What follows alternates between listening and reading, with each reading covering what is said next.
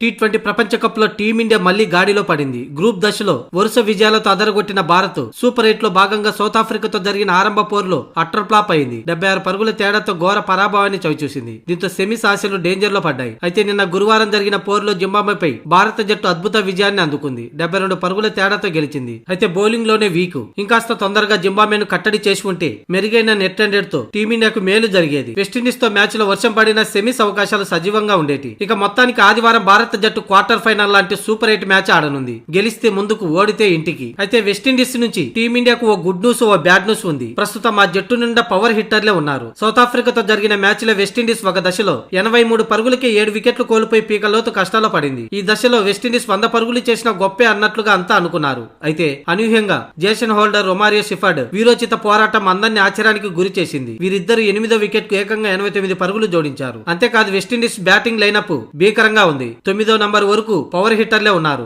Shimron Hetmyer, Rovman Powell వంటి middle ప్లేయర్లు super form లో ఉన్నారు. వీళ్ళని టీమిండియా బౌలర్లు గట్టిగా అడ్డుకోవాల్సి ఉంది. ఇకపోతే టీమిండియాకు వెస్టిండీస్ నుంచి ఓ శుభవార్త. వెస్టిండీస్ బౌలింగ్ కాస్త వీక్ గా ఉంది. దీంతో టీమిండియా బ్యాటర్లు దీన్ని సద్వినియోగం చేసుకోవాలి. ఈడెన్ గార్డెన్స్ పిచ్ స్పిన్నర్లకు అనుకూలించే అవకాశం ఉంది. వరుణ్ చక్రవర్తి, అక్షర్ పటేల్, బుమ్రాలు రాణిస్తే వెస్టిండీస్ ను ఓడించడం పెద్ద కష్టమే కాదు. ఇక పాత పగ ఒకటి ఉంది. 2016 టీ20 ప్రపంచ కప్ భారత్ వేదికగా జరిగింది. అప్పుడు సెమీఫైనల్ లో వెస్టిండీస్ తో టీమిండియా తలపడింది. అయితే వెస్టిండీస్ టీమిండియాకు షాక్ ఇచ్చి ఫైనల్ చేరడమే కాకుండా టైటిల్ కూడా నెగ్గింది. దీనికి ప్రతీకారం తీర్చుకునేందుకు ఇప్పుడు భారత్ కు చక్కటి అవకాశం వచ్చింది. క్వార్టర్ ఫైనల్ లాంటి పోరులో గెలిచి సెమీ చేరాలని భారత్ పట్టుదలగా ఉంది. అయితే వెస్టిండీస్ ను తక్కువ అంచనా వేస్తే మొదటికి మోసం వచ్చే అవకాశం ఉంది. కానీ వెస్టిండీస్ బౌలింగ్ వీక్ గా ఉంది కాబట్టి దాన్ని సద్వినియోగం చేసుకుని టీమిండియా బ్యాటర్లు బాగా ఆడాలి. అంతేకాదు ఈ మ్యాచ్ కి వర్షం ముప్పు లేదు. ఒకవేళ ఈ మ్యాచ్ కి వర్షం పడి రద్దయితే అధిక నెట్ రన్ రేట్ కారణంగా వెస్టిండీస్ సెమీస్ కు వెళ్తుంది. కానీ ఈ మ్యాచ్ కి వర్షం ముప్పు లేనందున టీమిండియాకి ఇది గుడ్ న్యూస్ అనే చెప్పాలి. ఒకటవ తేదీ ఆదివారం సాయంత్రం 7 గంటలకి ఈ మ్యాచ్ ప్రారంభం అవుతుంది.